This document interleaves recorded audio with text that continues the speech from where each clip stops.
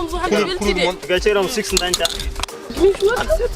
ayan odo ka tirian hanga wona min go lidi go mi fudal tona mi sukira ga jen yura anje lido an tona yimi joa utiliser mo mena hollumni la famille garemi walla mona feere gopponde fijirde nde ala ngartam taw aɗa wawi fidde aɗa gaño hen xaalis ɗum holno wonirta jata ko Google Chrome mbaɗa télécharger application OneXBet sa pari mbaɗa installé application ɗon noon aɗa wawi créer hen compte ma taw aɗa utilise code promo TOUP 222 oɗo code promo TOUP 222 sa utilise ɗum aɗa jogui bonus 200%. wadde OneXBet aɗa wawi tawde toon joueji kewɗi gañoɗa hen xaalis sa gañi men xaalis aɗa wawi retirde ɗum e banque li walla masrafi e ko nandi hen wadde eɗen mbawi wiide OneXBet ne woni disponible e nder leydi meɗen Ande mi do wali la dende njo hebani poftino ande bernde hiri la dende bernde hulani hirdi ko beltino kodo kanga soinara weno tako kodo kewdo dole dillini ande buri madole fima tawa hoita gili pidima to ke gili kadi girodana de Maria filito de Maria kafundu kanye Maria filito de Maria kafundu kanye Mariama alami salaki kono mi wawaru kudema ko geno fodan se fanteno bagal kondiam ftota ko so geno fodan it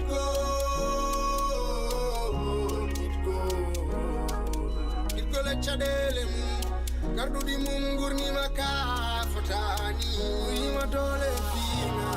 fima tawa waitati gili pidima to ke gili kadi girodana de Maria filito de Maria kafundu kanye Maria filito de Maria kafundu kanye Maria inshallah man do garo petit seno foto nes inshallah ya ngara totel daga inshallah dum jidum ga afrika mi ko fo kale fo saaji jagga sel afrique ay de wa fa profite ko du jour ara la sharif de fa sino naka liggéeyo kam nice machallah alhamdulillah be kam don de bien machallah afa mi ko fo gambi jogi gayn go pour le douche pour ko fo la am go hein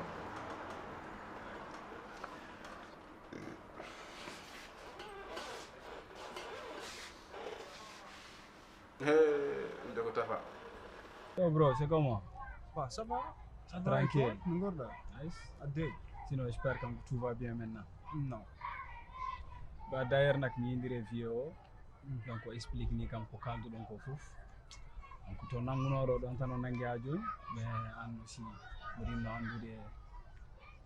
affaire yi may tout. Non, arandi bro. Steak min halto am non fouf intéressant comme quoi. Parce que mo andi vidéo to nangi do don tan nangi tu vois. Mbaɗa andi pawo tiiɗo hoore te so wi hunde ko ɗum ɗon mais min jimmi genre ko yon femme min binto pour l'instant situation mo woni o imagine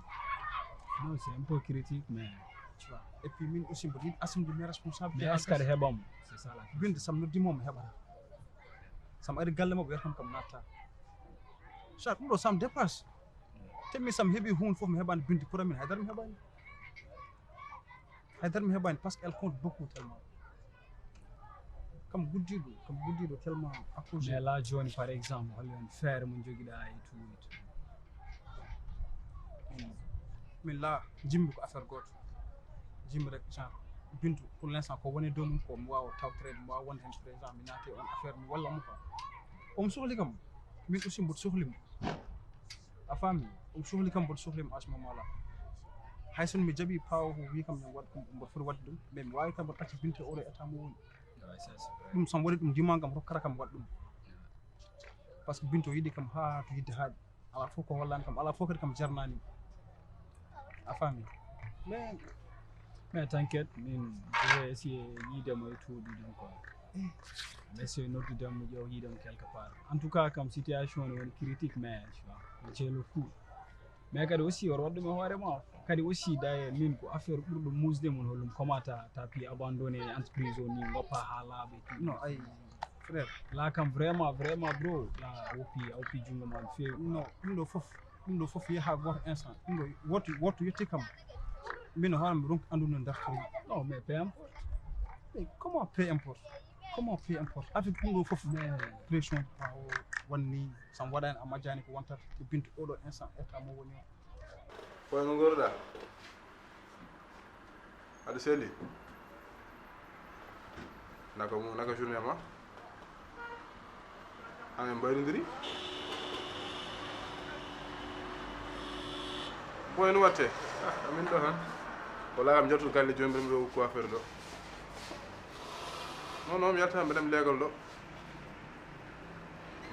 ɗo sinon ban an goroɗa deeƴi wallahi boy affaire kumal ngol mi prépare maire o a famata e fade Maymoun kadi omon haala hen affaire uji mais joni kam ça va te Maymoun joni aɗa andi affaire o a explique ta yo ko wawa hen ni tan wawi waɗede tana wayri kam ga wonda ɗum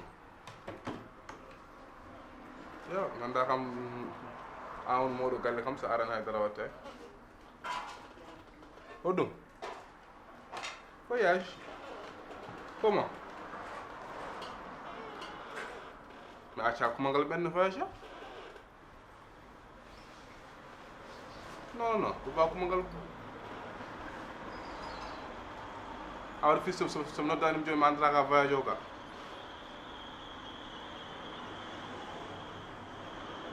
firi joni somi noddanima fit ka haalantama ka voyage o ka ko bawmen mais ɓe yinno ba kumangal tomaɗo wallahi ɓe yinno ɓe sohluma seram kam mbaɗa ko ni Allah hoddir tranquille e min gére kaw suwi omon ɗo mo selli omon e jaam eyo ala probléme inchallah on kay lo rumpunam en kummitirta so Allah jaaɓi inchallah eyo mamadi ko mbawmi de mamadi le maximum inchallah ko mbawmi fof mamadi hen so Allah jaaɓi ewa tranquille donc mbeɗem luppuma après on se capte ndem ɗo e coiffeur on mbi coiffage ok a hulen mon waɗɗum inchallah ok so mona go eyyi mi anda o ko dari ɗum koye coiffdemi ha après mom rappel ma yimɓe kaala hen bro yaw koye tranquille jafoɗade ha gayno moɗo somiɗi kal téléphone il faut jogueɗa crédit kewɗo pour mbawa haaldude makko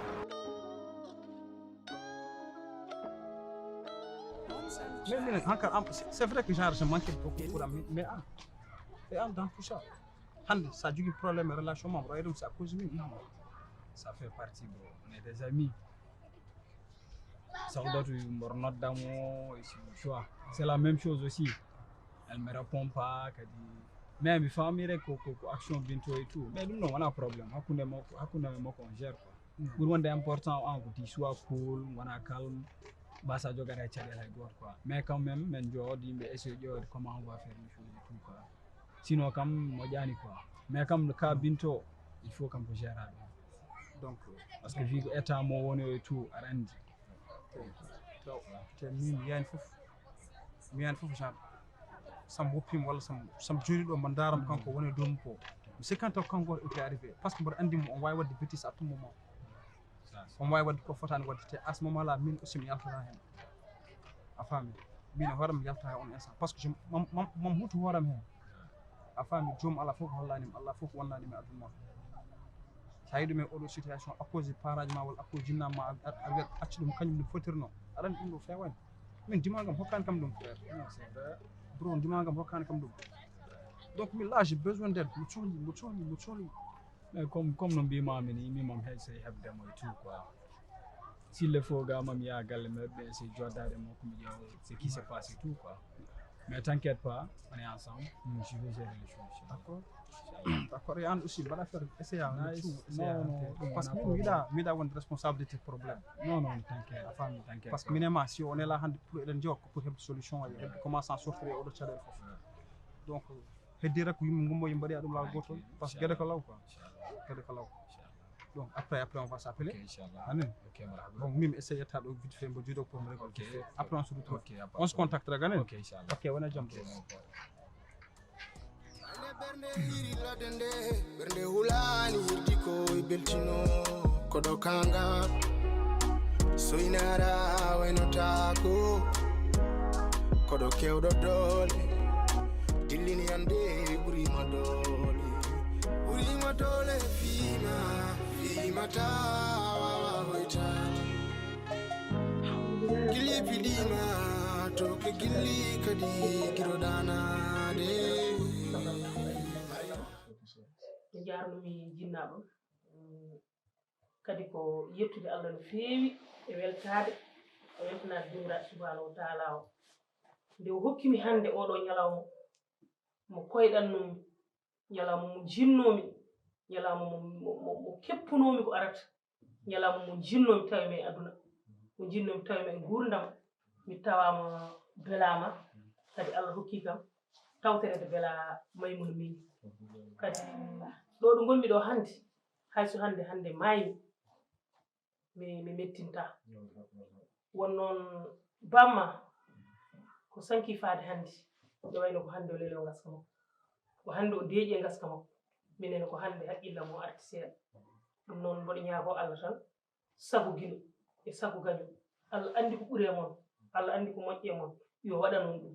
kanko jogi kanko woni dokkowo woni kaɗowo woni gurnowo woni barowo woni cellinowo woni ñawnowo ɗum noon oɗo ñalawma hannde so wonaa ko belti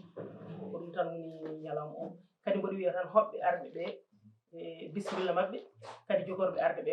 kadi so ngari kadi mbiyen ɗumen bisimilla nde wonno ɓe mbawa dañde ko ɓuri ñalawma bela ko neɗɗo jogii fof oɗo ñalawma ne jeeya e ko mawnini gurdam muɗum wonno dewgal salamu aleykum ala ko jaranimo 2 minutes mi ɓuftomata so ngal humama ko winema no humirte kaw ana foti hum dewgal tesi hande kam wiitama yo yawa so miyam ɓaar woni kawiraɗo an humata dewgal yo yawa jo heɓani poftinoɗo ande bernde hiri ladde nde bernde hulani hirdi ko beltino koɗo kanga soinara waynotako koɗo kewɗo dole dillini ande burima dole fima tawa hoitani gili pidima to ke gilli kadi girodanade Maria Décroche.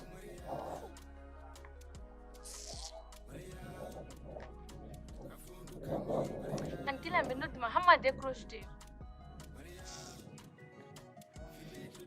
Ok, então um virage galera.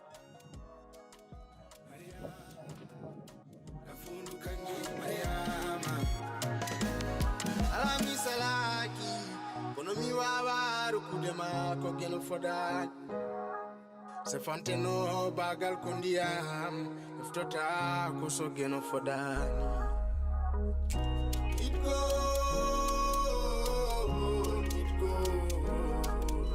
go le chadele garduɗi mum gurnima ka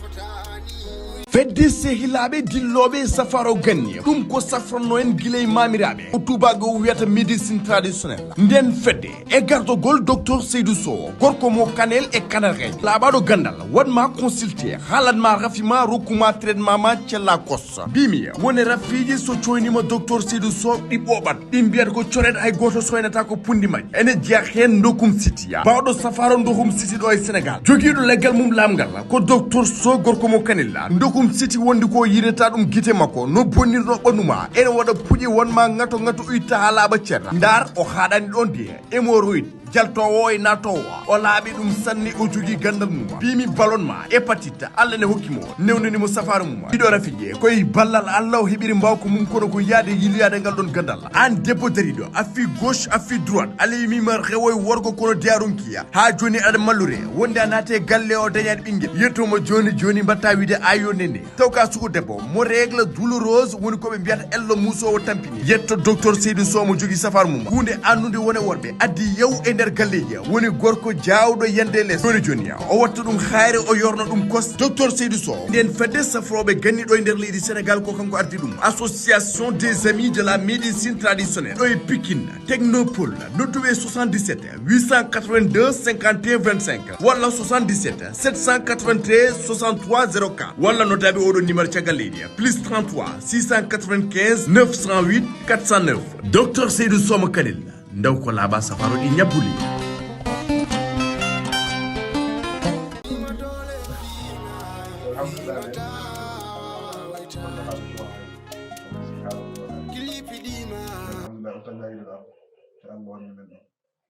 donc weltare mo hen wiidemo annan figere jom hande nena yontama yiɗi nene ma bamma ko mbaɗanon ɗum ko ɓuri ɗum kono hannde noon ko ñalawma maymuno min kadi ko ñalawma ɓurɗo e ma mboɗo anndi aɗa welti hen te hande kadi mbiɗa anndi kadi to leli gaska makko ɗo furti aleykum salam hayyo mon no mbaɗɗon bisimilla mon bisimilla mon bisimilla mon bisimilla eyi wonko gaddami seeɗa mi ara joni taw hoɗo jonde he mi ara joni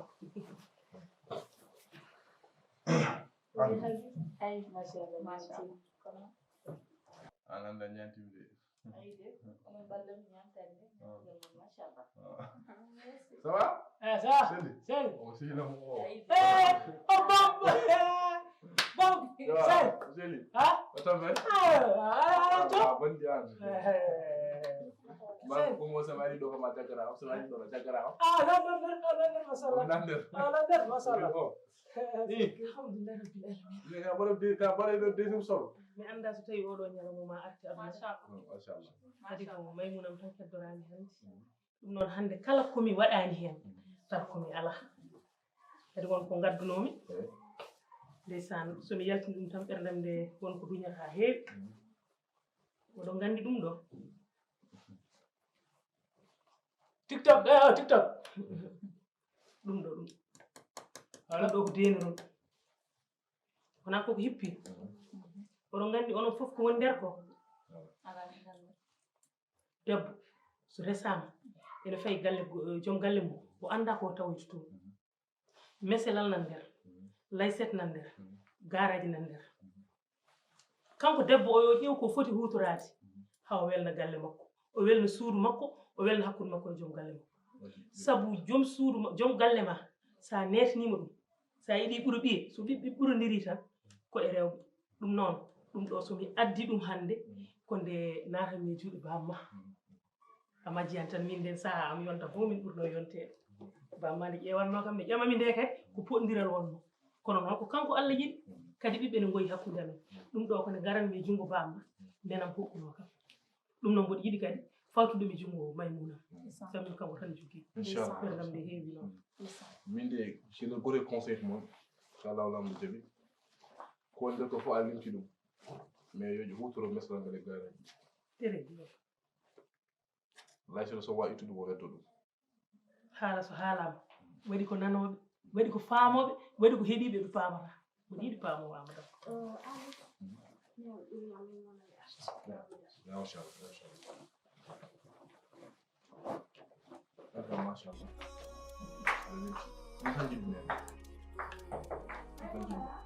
kalmu bala wa ya kalmu wa wa ko ya ko ya da da jam da ga ko ma sha Allah yo bai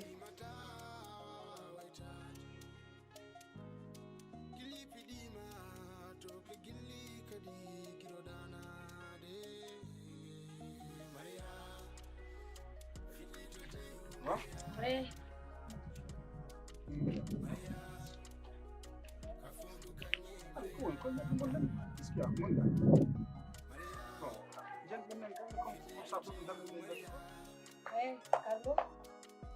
ini arang itu melihat dalam. Kan kebida ko, tuan ko watch ko. Carlo, hab kumal, handun kumal ma. Farro halam ndo mi même pas mi ala tamu ga bata yan mbami bata yan kam mbami même pas mi ala tamu ga mi calculant dum ni tu vois arjen galle joda almost kam poftan après xam arim jagal sigi Carlo, ayadi gal adani kam do. Comme nak mbida ko do won hande woni kumal ma ala problème. Min nak dedo gatch jamais appliquer jamais ko be pour gatch shula an bodumi Carlo hor memam Autre memam min bodumi mi ha nay no har memam merde way har ma memam c'est quoi ça woppa mon ma memam min ko calme ko c'est très clair comme to nak an mbida ko toi s'il te plaît calme-toi wona ni calme-toi OK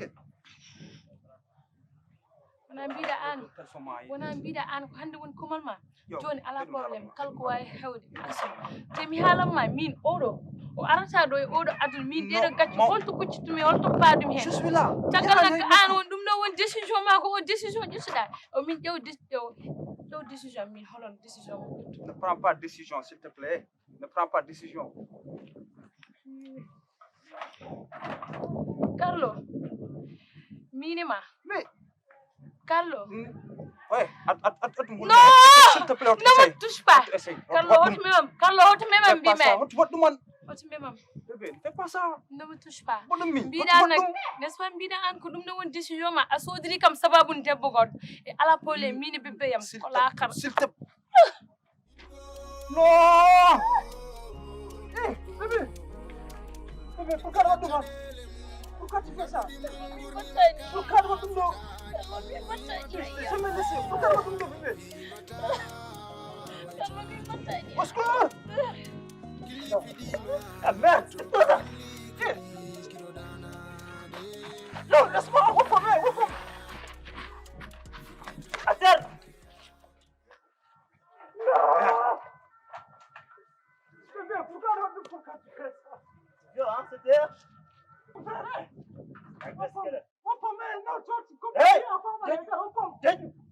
pourquoi tu fais ça, bébé? Pourquoi tu fais tout ça? Pourquoi? Allô?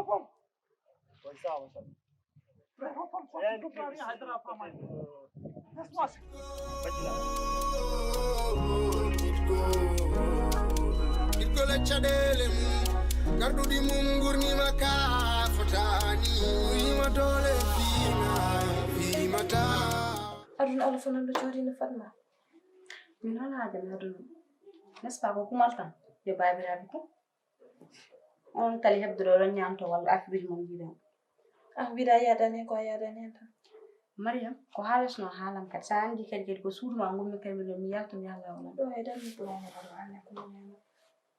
tun mo damba change na barani yimbe fo dan don bima jon dara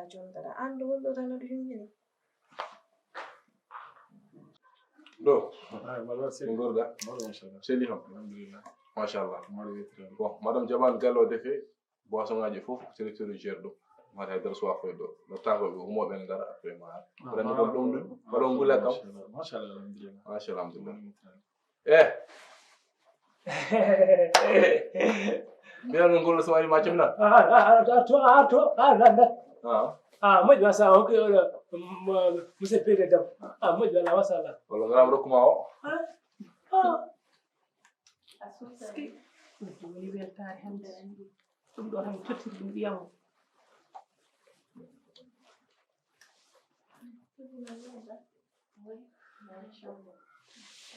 Ini lela. Ngota ana nem yeftinani min enti a burka fiskidi a ko non Tala.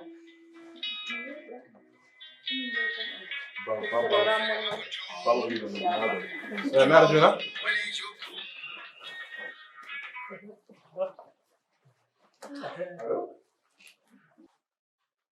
Wallahi mashallah msheli.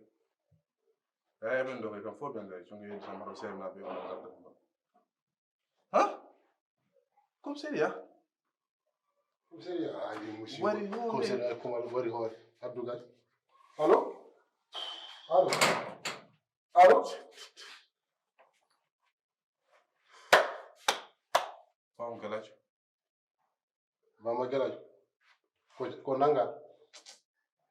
Wala putu hunde be memo. Kanyo wari nada. Ay musi.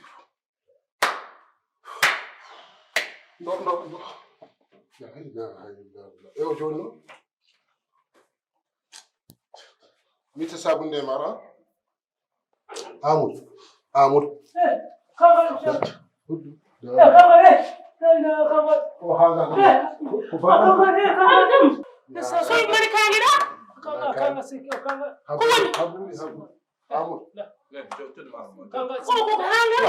on. Asan ko joli ko baangi lu misi. Boy, na dem. Come on,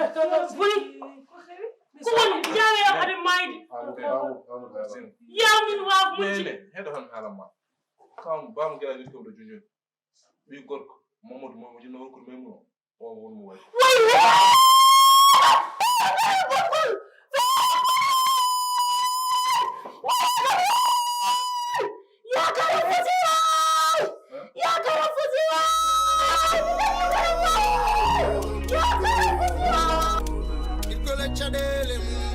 Gardu di mungur ni maka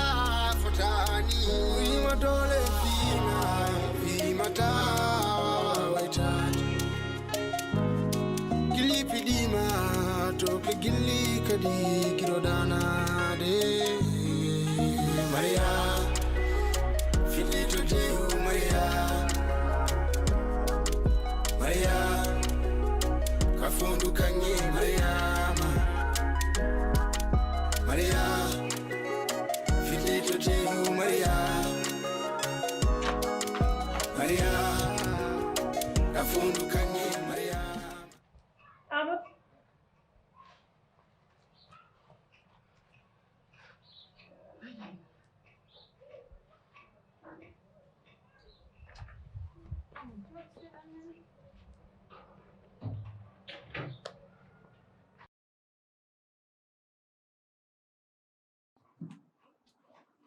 ɗum de woni sukuni ara warma ha pat dutto kan ne ara jeunesse kolnoɗom hogguma wadduma e waroɓe yo mbare ay nen heɗimi haalama ɗo wona place mum ga accu yimɓe nana kadi ko fi min del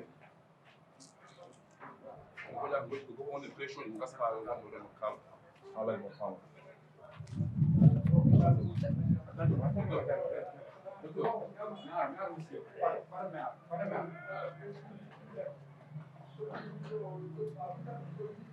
jiw kala walla jiwgo mbadda ɗum fof ko an adde yimɓe ɗum fof ko an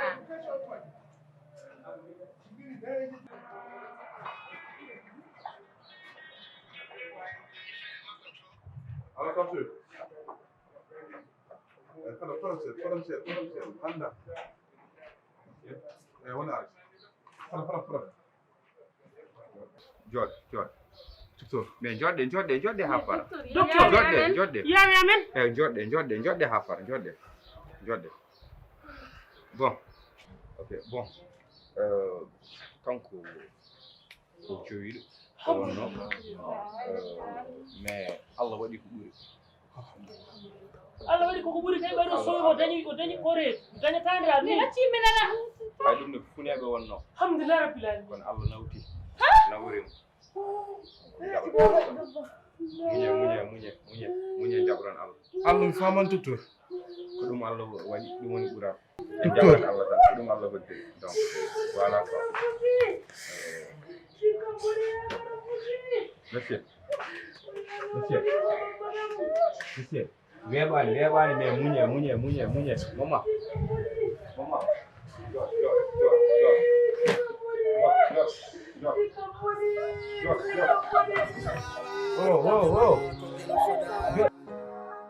Se fanteno bagal kondiam iftota ko so geno fodani